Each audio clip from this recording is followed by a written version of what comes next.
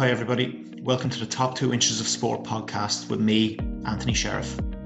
This is a podcast about something that's always fascinated me, the mindset required to succeed in elite level sport. On this podcast, I'm going to talk to people who I really look up to in the world of sport and try to find out how they deal with the highs and lows that come with consistently striving for success in the unforgiving environment of elite sport. This week I spoke to Olympic diver Oliver Dingley. Oliver was a very successful diver from a young age and competed for Great Britain in his younger years, even medalling at the 2014 Commonwealth Games.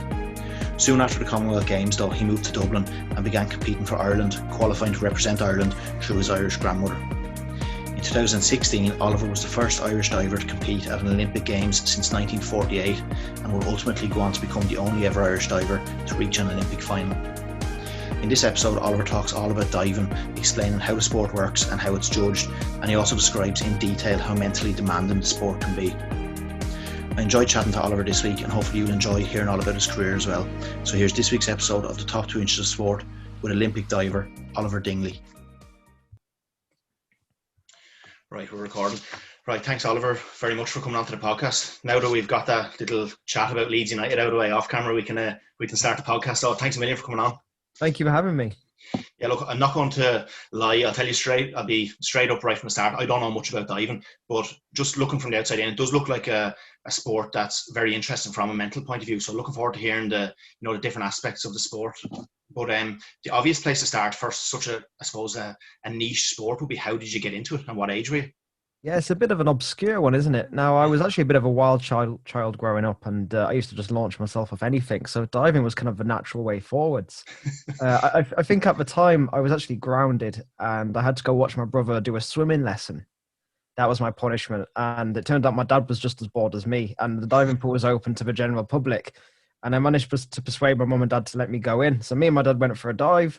And I absolutely loved it. The lifeguard said that he thought that I looked like I was enjoying it, and then I started for my 7th birthday after that. Yeah, so very young, yeah. Yeah. So I was also reading up about you, and you seem to have been quite a promising footballer. Am I right in saying you were in the Middlesbrough Academy? I don't know about promising, but one of the perks of one of the good crossovers between diving and football is, especially if you're fast twitch muscles. So I was always quite speedy as a kid growing up. And I could also jump very high, and they had a very good crossover. Now, One thing you need in diving is form and neatness, being able to point your toes and straighten your legs. Now, football definitely doesn't teach you that. But absolutely mad about my football. Grew up in a place called Harrogate in North Yorkshire, which is 30 minutes north of Leeds. So big Leeds fan. Big football fan, and football was a big part of my life growing up, and I was very lucky that even till about the ages of 18 I used to play it even in Sunday league. Yeah, so obviously if you're in the Middlesbrough Academy, that's quite it's quite a big club. It's a good level you would have been playing at. Was there ever in your eyes like an option to pursue football as a career, or was it that always more just a bit of fun, but diving was what you were really focusing on?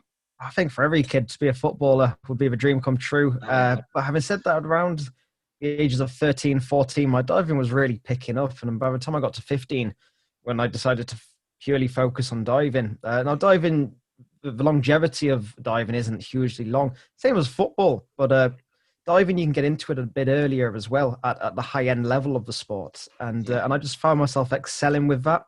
There's millions of people who want to play football. There's only a few who like diving, and I absolutely didn't just like diving. I loved diving. And it was just something I found myself really. It was the one sport that I really found myself excelling at. Now, I used to struggle a lot at school, and at 5 o'clock each day, going to diving was kind of this safe haven, this bubble that I would just find myself in. But I would just love it. It brought me out of my shell. I had friends, more friends there, and it made me more confident as a person, and that actually fed back nicely into my school life and life in general. So diving was also an outlet as well. Yeah. No, absolutely, yeah. Who would your diving heroes have been? Because I'm sure your sporting heroes would have been like Alan Smith and Rio Ferdinand and those boys, but did you have a diving inspiration as well? Oh, yeah, Alan Smith. Oh, yeah, he would be a big... I was a big fan of his. That Leeds team, actually, from the 2002 to 2003 season, I think it was. That would have been around the time I would have been having my first games at Ellen Road, going to watch the team. before it all kind of went south. It was fantastic, absolutely brilliant. But from a diving perspective, my big idols actually there was kind of two big idols growing up. There was a guy called Dimitri Sautin and a guy called Alexandre Despatie. Dimitri Sautin is probably the most successful world champion of all time. He's from Russia, one of the most successful Olympians of all time. And Alexandre Despatie, also a multiple world champion as well. And I actually, at one point, found myself competing against both of them in my own career, being a diver. And then moving on from there, as you're more involved in sport and diving, you find more people who you really look up to. And there was a couple who I was lucky enough to get to compete against in Rio, who I was watching on TV in Athens 2004, for example. And kind of moments like that are pretty cool. What was it like competing against your heroes? Like they say, don't ever meet your heroes, but to compete against your heroes, that must have been nuts, was it? Yeah, absolutely crazy. And when I introduced myself, first of all, to Alexandre Despatie, he probably doesn't remember this, but I went to go say hello to him, and I just got out of the water, actually. You know when you swallow at the wrong time? And I started coughing right in front of him. It was a very awkward hello, and nice to meet you. But yeah, no, it was absolutely fantastic. And I mean, Despatie, I got to compete against him when I was 17 years old.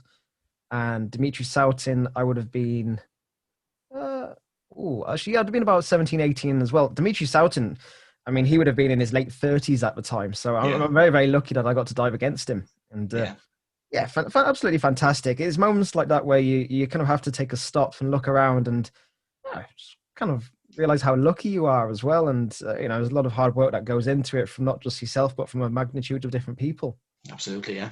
So obviously you were competing at a really high level from a very young age. And I think even when you were 15, you became, I think you set a record, you became the youngest record break, or there was the 1 meter springboard, wasn't it? You became the youngest person to win that.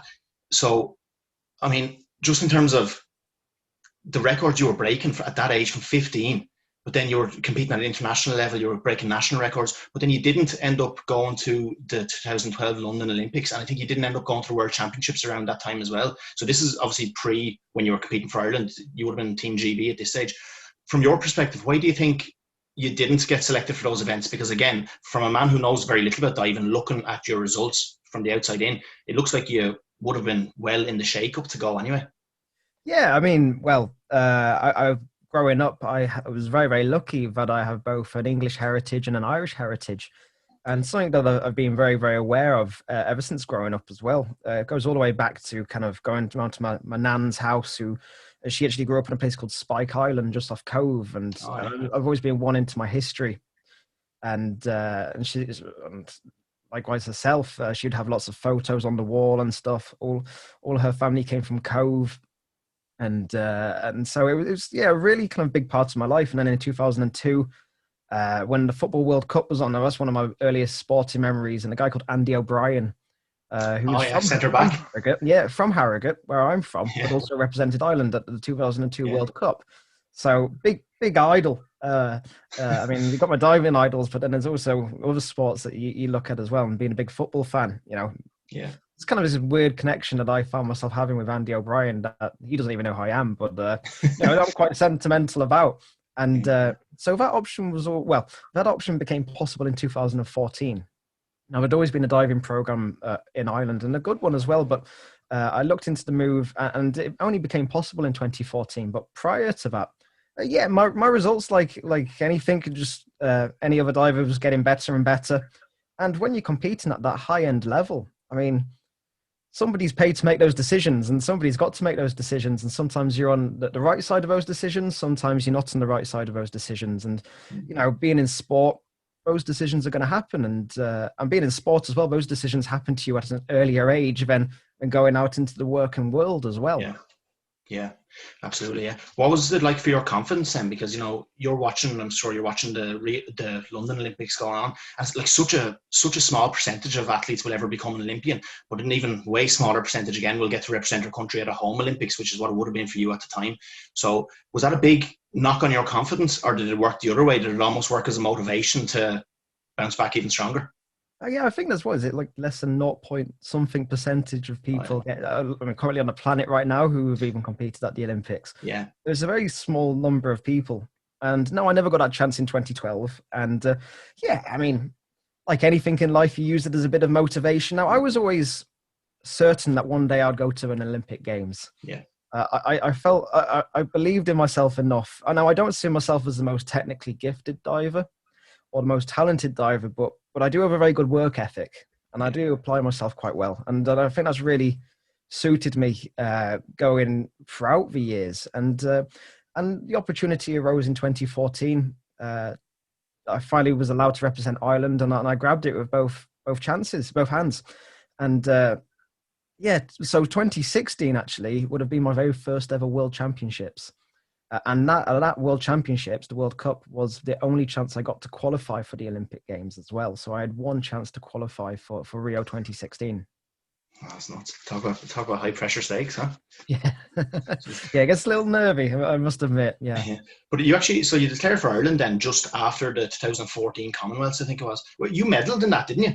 Yeah. So, I mean, there's another big event as a kid growing up watching the Olympics and Commonwealth Games. For anyone growing up in England, those are very big events. So, yeah, very, very cool to have a medal attached to my name, being able to win a Commonwealth medal. And and since then gone on to bigger and better things as well. Yeah.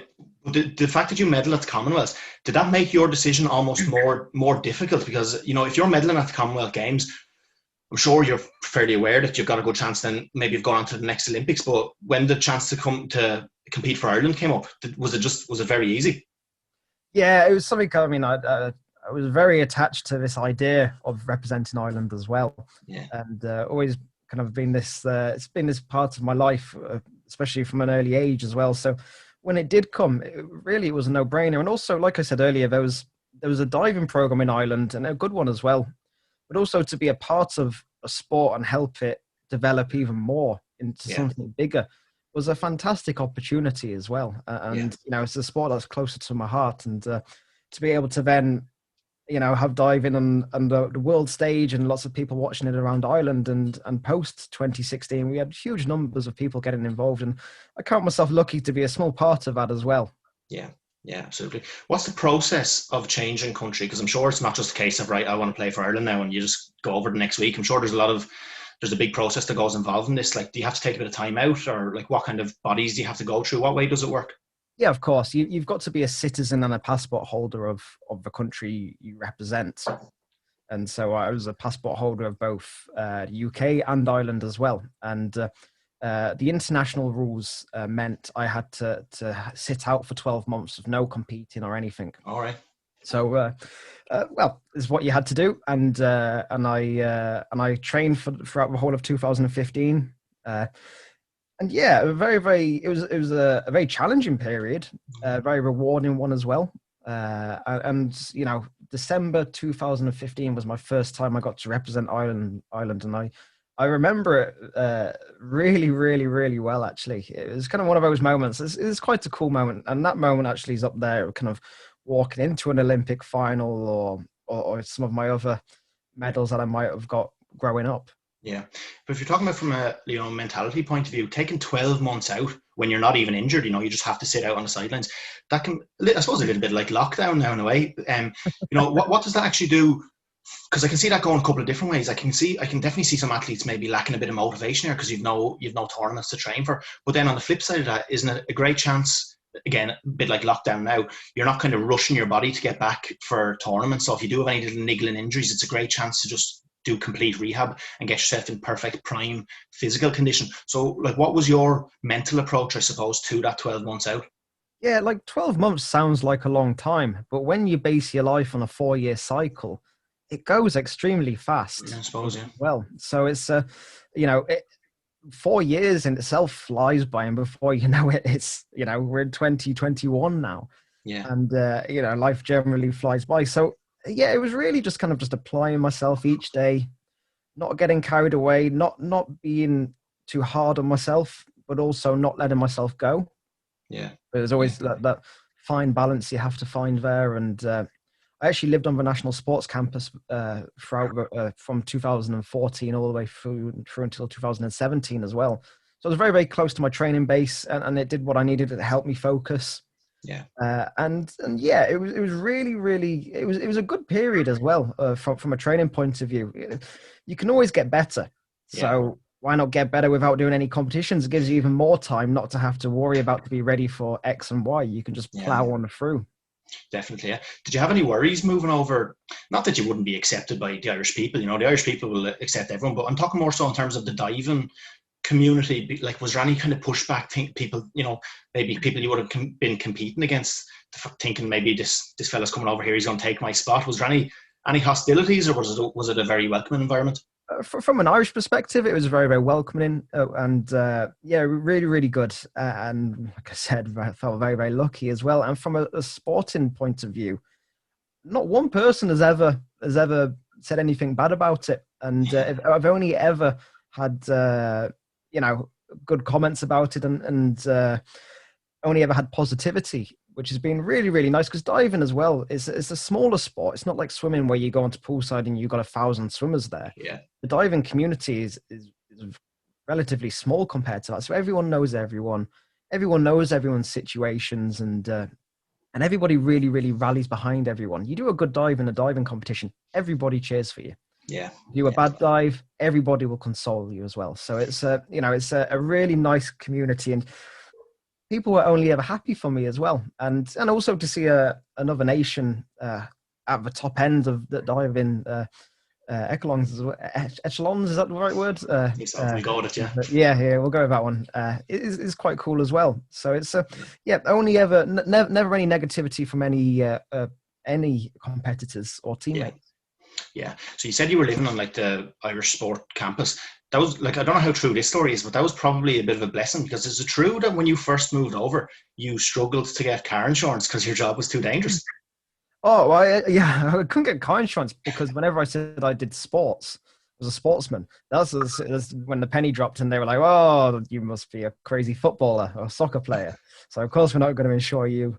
And also, I had no claims bonus either. So as far as they're concerned, sportsman, no claims bonus, that equals danger. So I couldn't get any insurance. Did you get that sorted in the end? Did you get your car, yeah? I'm very, very lucky that the Dublin Port Company sponsor me, and they've sponsored me a car, and it's been absolutely fantastic.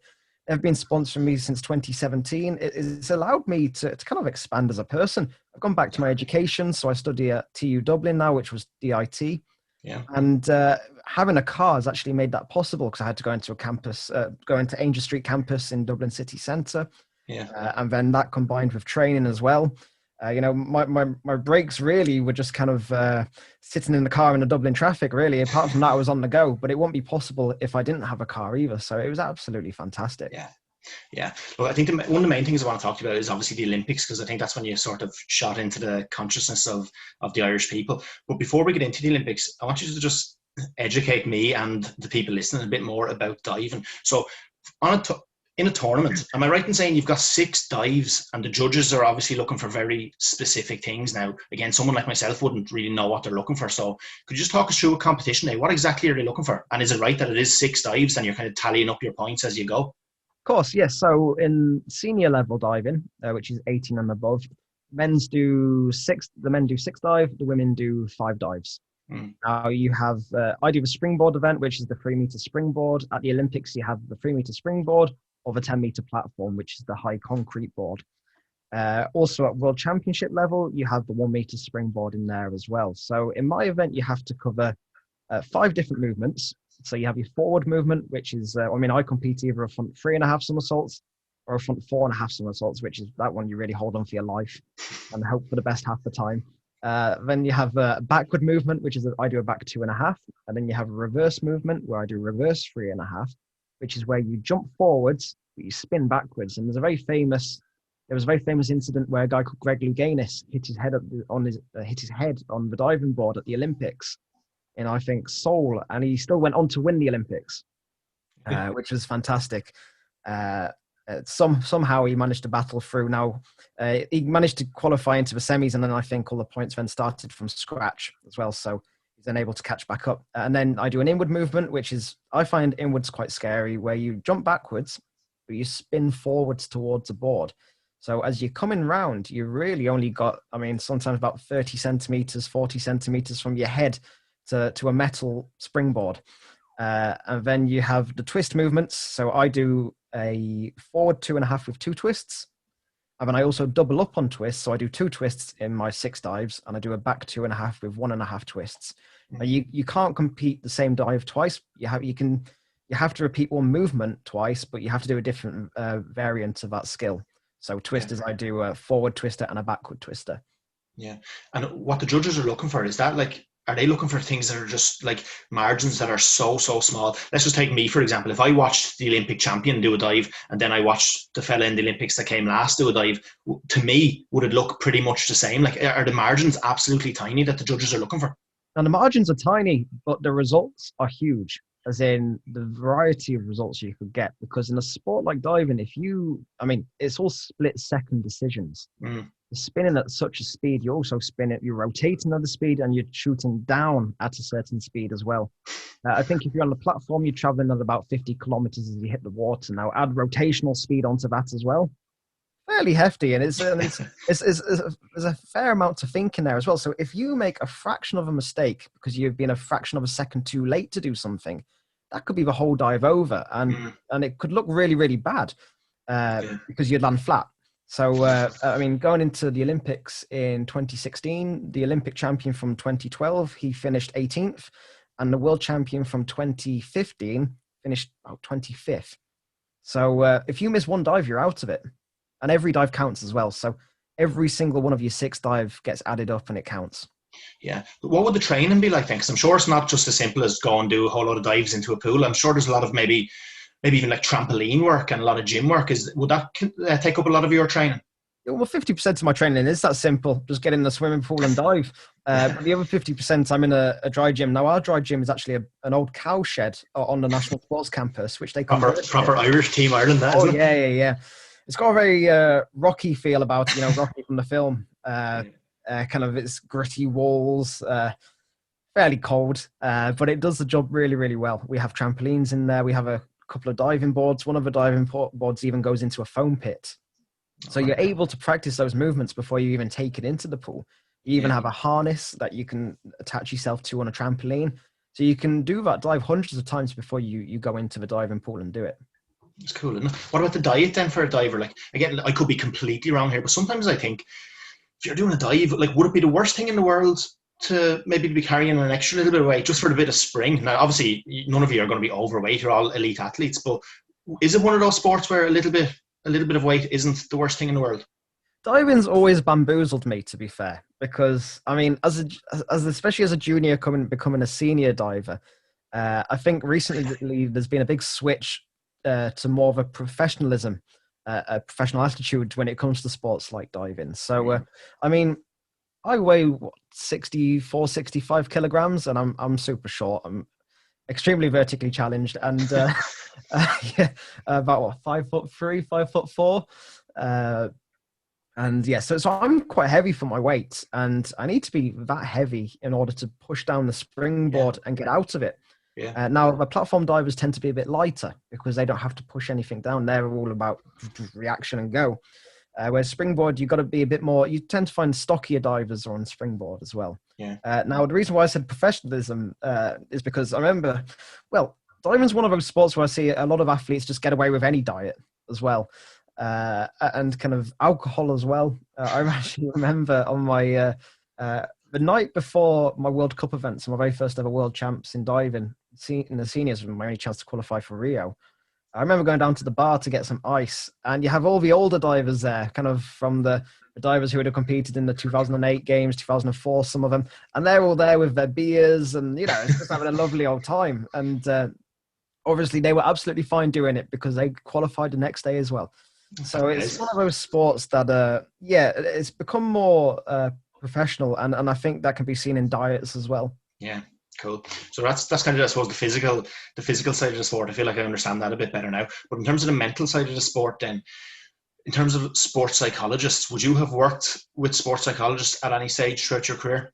Oh yeah, 100%. Now, diving can be a very psychologically challenging sport. I mean, you're about to shoot yourself off a diving board. In my event, it's the springboard, and it's a plank that is basically about that wide, and it can shoot you off in any direction. And you have to land perfectly at the end pretty much every single time to just make the dives even, because the dives are so technical. And so there's a lot of work there that I do from a visualization point of view, but also for keeping your nerves down as well. It's the other problem with diving is if it goes wrong, it also hurts. I can imagine. It's not just your ego you bruise, but you can also physically hurt yourself as well. Yeah. Oh, I can imagine. Yeah. So in terms of working with a sports psychologist, then, like, would that be part of your week? Would you go see somebody once, like a month, every 2 months, or what would the timeline look like? I actually speak to a psychologist twice a week. Twice a week, yeah. Twice a week, yeah. And it's needed as well. Diving, I can't relate too well with other sports, but from my own experiences with diving, it's it's a sport that it's one of those sports that really sticks in your mind when you start to worry about something, and it becomes worse and worse. Now, if you don't get hold of that in diving, then the results can be physically painful as well, because the dive can go so wrong, and then adds the extra pressure of competition in there. It really is not just about kind of learning how to control yourself on a diving board, but even the process going up to the diving board, even the night before. I do visualization most nights as well, where I'm visualizing most of my dives. So there's a lot of work to be done. And then there's also because in diving you can see most of your competitors compete, and you only get one chance on each dive, so you're seeing how well or bad everyone else is doing. So then there's also kind of that element of it where you've got to kind of not react to what they've done and bring it back to yourself and calm yourself down. Yeah, so if you have 6 dives in a competition, that's a really interesting part of it, is the break in between.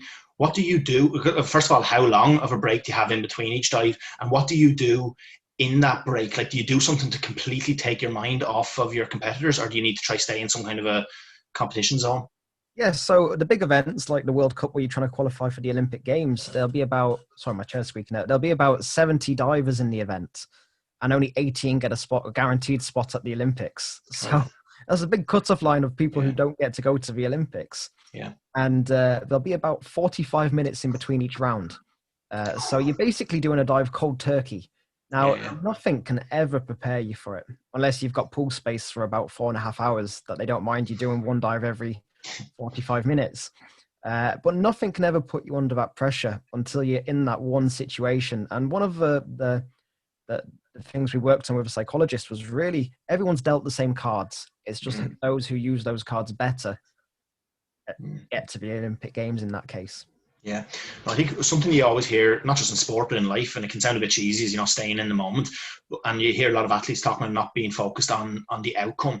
I probably can't think of a sport that's more important. And because your actual amount of time you're competing, the actual 6 dives, I don't know, that probably takes up a grand total of 6 seconds. Like, it's just so tiny. So the margin of error is so small. So is it one of them where you just absolutely, like, obviously you shouldn't probably be too focused on the outcome in any sport, but is it a case of when you go into a tournament, you just cannot even think about the outcome? You can't even probably think about your second dive. It just all needs to be on what I'm doing right now.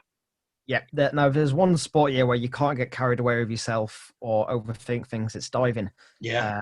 And going back to your last question on what do I do in between rounds, now that 45 minutes gives you a lot of time to get carried away or overthink positives or negatives. So what I tend to do is I like to have a teammate with me, and we'll just kick a ball around. I don't like to sit down. I feel like I'll seize up if I do.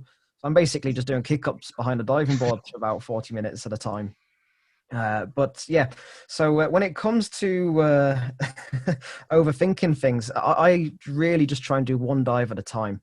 And, it's kind of actually been settled me in quite nicely for lockdown as well, 1 week at a time. Things are changing so much, and things change so fast in the diving world and the sporting world in general. So one dive at a time is how I try and process everything. And because in the past I've been one for overthinking things, getting caught up on things. So if you do a bad dive, that sets you in such a negative mood for the rest of the competition. And there's no way you're going to catch up back then unless you can just forget about that bad dive and move on to your next one. Same for if it's a good dive. If you're then thinking about that good dive too much, you're not thinking ahead, then, well, you're going to mess that up. And then also, if you've got a dive you're scared about, because there's lots of dives you get scared about because they're so technical and so hard and you need fantastic takeoffs on them, they might be later on in your list and you're too busy focusing on them and not focusing on the dive you're about to do. So it's it can be a very ruthless cycle that you can get yourself into. Yeah. So that's why it's really, really important, I find, just to be a one dive at a time, kick that dive out of the way, good or bad, move on to the next. And you know what? Sometimes I get it right. A lot of the times I don't get it right as well. Yeah, no, I get you. Now, you're obviously very aware of how you probably should be thinking in an event, but obviously in practice can be a bit different. But has it come with experience where if you maybe do have a bad dive, have you noticed yourself, or even if you have a good dive, have you noticed yourself nowadays just being able to switch off straight, focus straight on for the next dive? Does that just come with experience? Maybe not switch off straight away, but I've been able to apply my emotions a bit better moving forwards from that point. Whereas before it would kind of just take over you. I can now be content with it sat there in the background, but not get too caught up on it. Because it's always going to annoy you to some extent. And you know you're going to need to catch up, for example. And also another thing I sometimes get right, sometimes get wrong is just diving with emotion. Or doing any sport with emotion. You know, you're only going to get the best, the very best when you're in the right frame of mind, and you know you go in all out on that. And in sport like diving, you have to go all out as well. So it's a very mentally challenging sport, and even more so mentally than it is physically. Yeah, no, absolutely. Just from doing a bit of research over the last week, I can definitely see that being the case. I want to talk to you about the Olympics now. What would your expectations have been going into the Olympics? Because you were the first Irish diver since I think the 40s to actually compete in the Olympics, and you ultimately became the first Irish diver ever to get to a final. Was that your expectation going in? Like, were you thinking I can get to a final and I can maybe even medal, or what would the expectation have been? I have to admit, I didn't have any expectations. I didn't even dare think about any expectations. Like I said earlier, one dive at a time. And, you know, you then find yourself in the semi-final, then you find yourself in the final. And it's, you know, then it's a dream come true, but you don't think about that until you get there. So, yeah, last time Ireland had a diver in the Olympics was 1948, a guy called Eddie Heron. And so it was that 68 years between then and 2016. And I was the lucky one who got to stand up there on a diving board after Eddie all those years later. And absolutely fantastic and totally scary experience at the same time, knowing that the whole world is watching you. Now, I was in Rio. I'll tell you what, actually, firstly, the qualifiers was much more challenging than the actual Olympics itself, because it's so kind of cutthroat. At least when you're at the Olympics, you're at the Olympics. Well, they say that, don't they? They say like the worst thing is to lose a semi-final rather than a final. At least it'll final you're there on the day. Like, yeah, exactly. And I got to the Olympic Games maybe around the 27th, I think. And the games themselves started on the 5th of August, and I was competing on the 15th and 16th. So I had a long time there to stew and to be in my own headspace. But I generally had the most fantastic experience. I really kind of lived one of those Olympic experiences, because I was also an individual sport as well. So I had no diving teammates on the trip. So as much as it was, I was lucky enough to hang out with my Irish teammates, they were doing their own things here and there, competing, of course. And so I had a lot of time to myself, and I absolutely loved it. I would talk to anyone who would even listen to me in the food hall, spend most of my time in there actually just eating free food. I'd go off to watch lots of different events, and I just had a really, really fun experience. And I kind of balanced out those nerves that were kind of always there. And then it got closer to the event, and by that point I was ready to compete. You know, you're there for such a long time. You've been seeing other people compete. Now, from day 2 in the Olympic Village, it turns into a bit of a party village as well, because people have spent all these years training, and then on day 2, they might be finished. So you've got all these distractions around you as well. And so I really was ready to get it done by the 15th, I think. Get it done and then put my feet up, I think, as well was needed. One really interesting part of the Rio Olympics as well was that the diving was actually outdoors, wasn't it? Yes. So, like, I'm sure most of your diving throughout your whole career has been done indoors, I would imagine. But I'm just thinking of some different factors that come into play there. Obviously, you've got, the weather. Brazil can be really hot, but can also be quite stormy. But then you're in an Olympic Village. I'm sure it's not exactly too quiet out there. I'm sure there's a bit of like traffic, car horns going off, whatever. Oh, yeah. Was it a whole new different process you had to go through just to acclimatise almost? Yeah, and that goes back to what I said earlier about kind of everyone's dealt the same cards. Yeah. Everyone had to be in that same situation where you had the wind, you had car alarms going off. Now it was August time in Brazil is their winter. So Yeah. it's not as exotic as what you'd think sometimes. It gets a bit chilly. And then diving outdoors as well. Yeah. It can be extremely, extremely hard. And it came to prelim day, and it was terrible conditions, actually. And I remember that day was the day Annalise Murphy's event got cancelled in the sailing because it was too windy. But over in the diving area, they just trooped on through. And it was really, really windy. And really, that's when it all kind of came down to, look, everyone's doing the same thing right here. Just get through one dive at a time. Yeah. And I actually was, the start list is totally random. And I actually found myself in a bit of a Russian sandwich. I had the Olympic champion from 2012 in front of me. I was following him. And then I had the European champion who was also Russian behind me. And my first dive, I'm there, stood behind the barrier, so I couldn't actually see the Olympic champion on the board. And I remember feeling a bit of wind, and he took off, and I just heard crunch. And I knew that it just smashed something into the board. And I walked up the rest of the stairs, and I was like, oh, I've got the same movement here. I'm doing inwards as well. And I was like, I'm not going to look at the scoreboard because I know they'll be doing slow motion replays. And then I thought, enough's enough. Like it'll have my face on the board now. It didn't when I looked up. It was showing a slow motion replay of him just KOing his feet into the diving board. And yeah, that was my first experience of then having to follow that at the Olympic Games. The Olympic champion had just done that. And I was doing the same directional movement. So I was also doing inwards, which is the one where you jump backwards but spin back towards the board. So yeah, very, very, very, very scary, but also massively amazing as well. Are you aware going into the final how big it is back in Ireland, or are you just completely oblivious to that? Because I think it was actually RTE's most watched Olympic event that summer. I think it had 400,000, nearly anyway, 400,000 viewers. And if you think of some of the events we had, like obviously with the boxing, Michael Connell and Katie Taylor and that, but everyone was watching this Olympic final. Are you oblivious to that, or are you aware of it? Yeah, I was totally oblivious. Really, yeah. For starters, it didn't even cross my mind that many people would even tune in. I thought I'd have a few family members tuning in and a few mates maybe. I didn't realize how many other people would tune in. Secondly, you're in a bubble when you're at the Olympics. You just don't know. I couldn't tell anybody what the news was going on around the world apart from the Olympics was going on. Yeah. You're in this village where everyone's competing at this one place. It's such a strange place to be. Absolutely fantastic, but you just have no idea what's going on in the rest of the world. Yeah.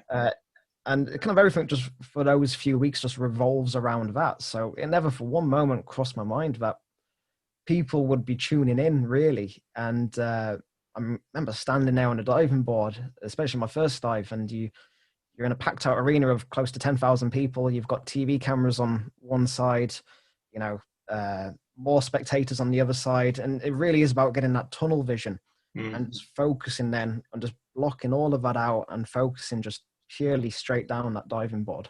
Yeah, I sometimes think the Olympics is so unique, obviously in the sense that, well, pre-COVID, it was once every 4 years anyway. So obviously it comes down to that one moment, and no matter how prepared you are, I mean, it just does bring an extra pressure, doesn't it? And I sometimes think it's so unique in the sense that the fans look like they're having a great time. They're there with their tricolours and all that. And I sometimes think, I wonder, do the fans look at the athlete and just think, oh God, I wish I was there doing that? But then by the same token, I wonder, does the athlete sometimes look at the fans and thinking, geez, I'd love to be there? Because it kind of reminds me of that Peter Crouch story. I'm sure you've heard it. He was on the coach on the way to Wembley and to play for England, and he was stuck in traffic. He looked out and he saw a couple of lads in the pub having a few pints watching the football on the telly, and he just couldn't get away from the feeling of going, oh God, I wish I was there with them. Like, because he wouldn't be feeling that pressure. He just wanted to enjoy it. So is there a part of that where you are feeling a bit of pressure and you're looking at the fans? And is there that bit of mutual jealousy? Almost, you want to be the fans want to be you. Is it kind of a strange emotion like that?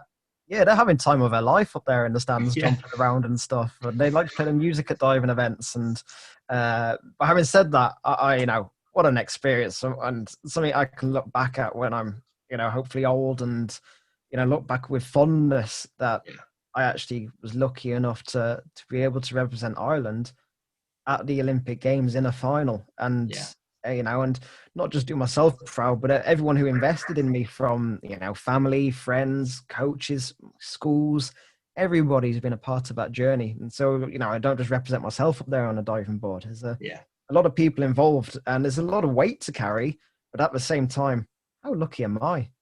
Yeah, no, it's good. It's a good attitude to have about it. What was your emotions like post Olympics? You obviously you came eighth, I think, in the event overall, which is an unbelievable achievement. What was your emotions post Olympic Games? And the reason I'm asking is because I spoke to one of your Team Ireland teammates before, Rhys McClenaghan, in the gymnastics, and after he was very successful at the World Championships, and he said one thing that really surprised him was he had the high of the World Championships. People wanted their selfies and autographs with him. He was on top of the world, but then he went home to his parents' place, and the world went on. His parents went back to work, and he was just sitting there, kind of nothing really to do. And he said he felt really low after. So the lessons he learned from that was, after the next Olympic Games, he's going to go traveling. So he's going to take his emotions from here, and he's going to bring them gradually down. Whereas after the World Championships, it kind of went from here to straight down. So did you find anything like that? Was there a bit of a come down after the Olympic Games? Yeah, in the immediate aftermath, I had a jolly old time. I came back via Amsterdam, and I was at the airport, and these lads just started chanting my name as I was walking through the airport. And then I landed. I quickly nipped down to Manchester Shopping Centre, treated myself to an M&S, went into M&S, and there was people just trying to talk to me, and absolutely crazy. And then, got to meet Mickey D. And I heard that. Yeah, really, really cool. Did you meet his dogs? Yeah, I mean, that was one of the most, that moment actually felt like a real made it moment. It was, they get you to line up, and then they introduce you one at a time, and you go in and you shake his hand, and his wife's hand as well. And then they said my name, and then I went to put my hand up. There's a funny photo somewhere on the internet of me kind of with my hand out like this. And then Michael D just goes, "Oliver!" And his arms are like this, and I'm kind of there like this. And he just pulled me into a massive hug, and that was a real nice moment of just people taking the time to watch, and take an interest in what I've done, and that was really, really sweet, and one moment I never thought I'd ever experience either. Quite so crazy as that. But then post Olympics, I struggled a lot actually. 2017 was an awful year. Yeah. A really, really bad year actually, and I really struggled with anxiety as well, to the point where I actually collapsed maybe around October time in 2016, and I wasn't very well for a while. But the problem was I fainted in public, and that set off a nasty kind of trend in my own head and body, where I then started associating things with fainting, and it got to a really, really bad stage where I was living on the sports campus. And, I wouldn't go off the sports campus for, we're talking weeks at a time. I would go to a vending machine to go get my dinner, because I couldn't bear to go down to a shops, because my anxiety was just so bad. And it was weird, because the bigger the space I was in, especially like the bigger the shop, the more I'd feel like everything was enclosing on me, which was really, really not a very, very nice place to be. And one, even now, but I find myself slipping back in there, and I do a lot of work to make sure I don't go back into those places. So 2017 was a really, really hard year for me, and the anxiety is still there. And but one big change I had was I started college actually. Now I absolutely hated school, and I couldn't wait to leave school as soon as I hit 18. But I took a big step in September of 2017, and enrolled at DIT, and I started filming broadcasting. All right. And I absolutely loved the course. And I remember my very early lecturers just kind of going into the lecture 10 minutes later, just scrambling out of the class, feeling like I was going to faint, and then ran down to my car or into a cubicle, and I'd just sit there for the next 45 minutes, just hyperventilating or just trying to pull myself back from feeling like I was going to faint, because everything was just enclosing. And so it was a real hard time in my life actually, and one that really, really hit me. And I don't think it was connected to the Olympics, but certainly I needed a change in my life. And for me, that change was college, and to move off campus as well, and just see a bit more around me, and be amongst people more as well. Did you experience anxiety like all the way up through your life pre-Olympics as well, or did this come suddenly after the Olympics? Yeah, no, it was never really experienced it through my life at all. Actually, it was really after the Olympics in 2017, and really all stemmed from when I collapsed in about October 2016. Uh, and yeah, and then it's just sets off a really, really nasty cycle actually. And yeah, it's taken a lot of work to get away from there. And I mean, going into 2018 was no better either. But I had college there and I had something to grasp onto. And really, I felt for a couple of years, I was just grasping onto things. There was no clear way to get through the day or the week without just grasping onto anything I literally could. And really, that's how I spent a couple of my years. And so it was a very, very hard time post Olympics for a couple of years. Do you have any concerns about future tournaments, like maybe in the next Olympic Games, or do you think actually is it one of them where you're actually almost in your comfort zone there when you're competing, that you'd be completely fine once you are competing? Oh yeah, like it's. I mean, I'm old enough and ugly enough now to cope at big events, but yeah, and those experiences in life in general. You know, I'm a different person to I was, you know, when I was growing up as a teenager, and certainly a different person to I was when I was. You know, before the Olympics and after the Olympics, I always feel like I'm evolving, in a good way as well. And it's taken a lot of hard work to kind of bring the mindset back to where it is. And throughout all of that, I've still been trying to perform as one of the best divers in the world. Yeah. So it's been a very challenging time. And you know, where I could stand on a diving board and do my business, but to go to a shops, I couldn't do that. Really, yeah. Do you think it's very important for a top athlete to have an outlet like you have it now with your college degree? You know, some athletes are just so engrossed. It's everything they do. It just becomes what they are. They are just that athlete, and that can, I suppose, you know, it can lead to them thinking that's just their identity essentially. But also, you're branching off into different aspects now. Is this something that you think that's very important for our athletes to recognise and to, you know, find a different outlet elsewhere? I think it's hugely important. I also think it's important to be kind to yourself. And to find those things in life that make you happy as well, and find a good balance. And I actually I've found since starting college and being in college, my diving's gone to another level as well. Yeah, not surprised. Yeah, not surprised to hear that.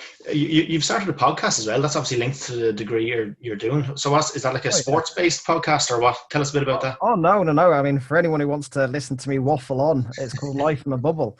And it's so really, I mean, I specialize in radio actually at college. I had the option between film, documentary or radio. And I actually went with radio because it was the easiest one to do by just relying on yourself. If you want to be doing a drama set, then you're going to need tons of other people around you from the class. It's actually been really handy throughout COVID times because I've been able to just record, carry on, whereas my classmates have really, really suffered. Yeah. But one of the things I did start actually was and this was actually separate to college, was with a few friends, a podcast called Life in a Bubble, where I was hosting it. And we would have a different magnitude of guests. Now we've paused at the moment. The episodes are still there to listen to, just purely because of recording. Is like you probably know, it's hard to speak to people as well. People might not have mics, so the quality might not be as good. And so what we did for this podcast was we asked certain people on, and these people spanned different careers. From a sports perspective, we've had David Gillick, who is a former world medalist. We've had Anna Gary, All-Ireland Camogie winner, Ellen Keane, a Paralympic medalist. But then we've also branched out into other areas. Another sports person we had is Brendan Doyle, who is a very fascinating story. He was in the skeleton guy, isn't he? Yeah, he's the skeleton. He was in the Garda.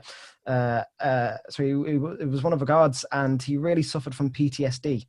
And he had a really, really tough time, and things got to a really bad level for him. And then he made this life decision to put it all to one side and start this crazy dream of going to the Winter Olympics. And is an absolutely fantastic guy. So yeah, in this podcast, we've spoken to TV producers, photographers, film directors, producers. And one guy who really stood out was a guy called Stephen Bradley. He had stage 4 cancer and recovered. He's got a very good book out called Shooting and Cutting.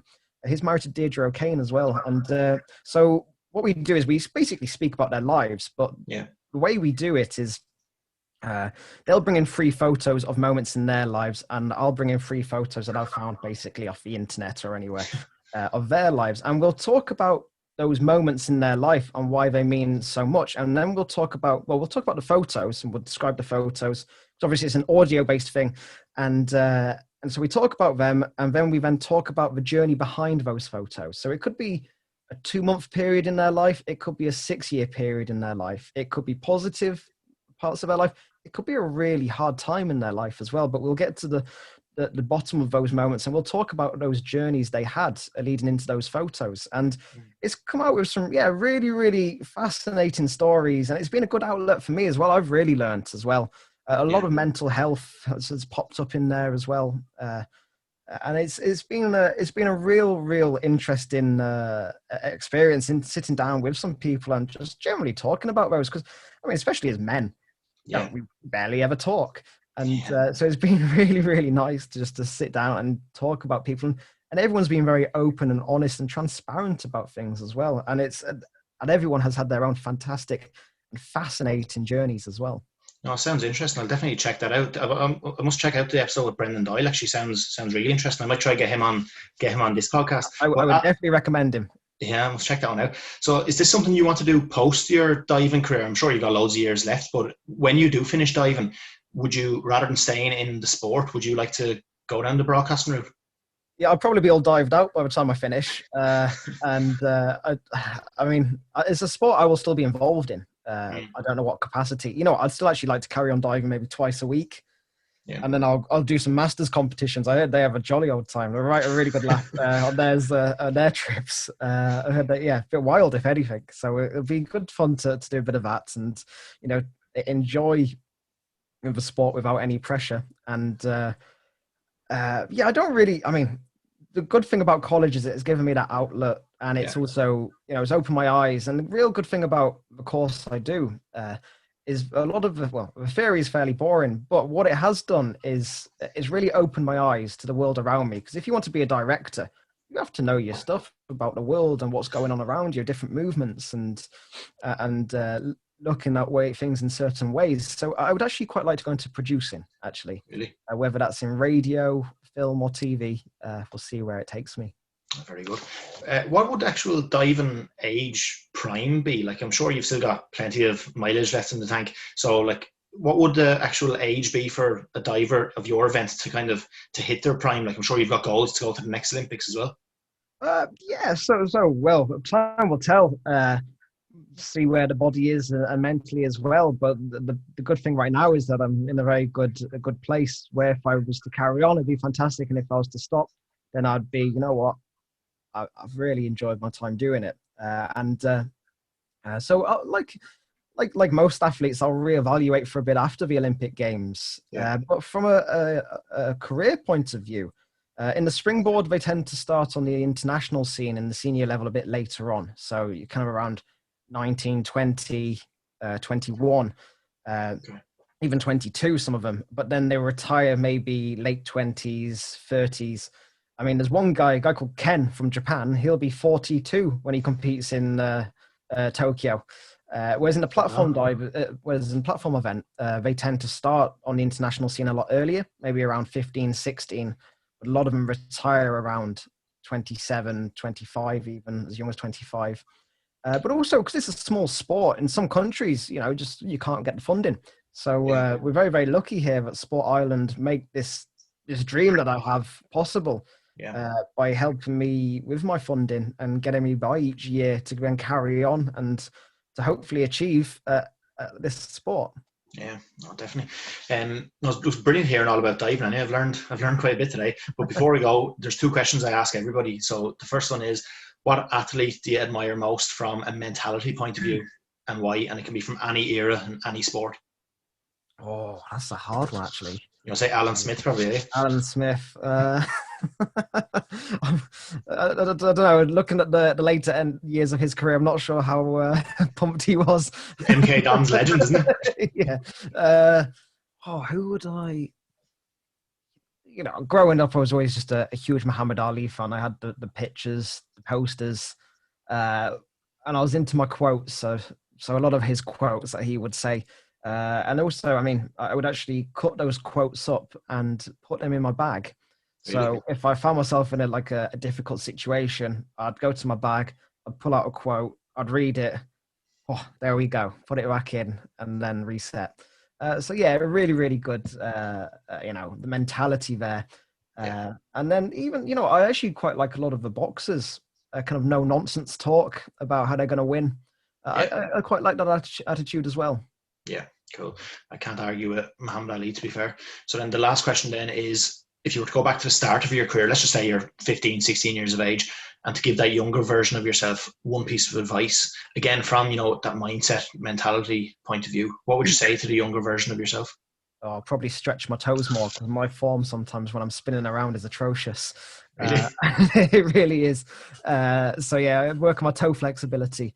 But no, in all seriousness, you know what? Just be kind to yourself and don't be too hard on yourself and enjoy it. Make the most of those years because from the time, being 15 to now, it's gone very, very fast. Yeah. And it's flown by as well. Good stuff. And a great way to end as well. Thanks a million for coming on to the podcast, Oliver. Really good. First diver I've had on, so it was great to hear all about sport. So thanks a million for coming on. Thank you for having me. Thank you. Cheers. Big thanks this week to Oliver Dingley for coming on to the podcast. As I said to Oliver there throughout the episode, I don't know a whole lot about diving, and I don't claim to either, but I do know that it's a very interesting sport from a mentality point of view. Just little different aspects like the weight in between different dives, the margin for error being so small. There's a lot of areas there where I'm sure that the mind could race, so they need to be well in control of their emotions and their thoughts. So just to hear a little bit more about the sport, it was brilliant. So again, thanks a million for that, Oliver, and thanks everyone for watching. I'll see you next week. Cheers.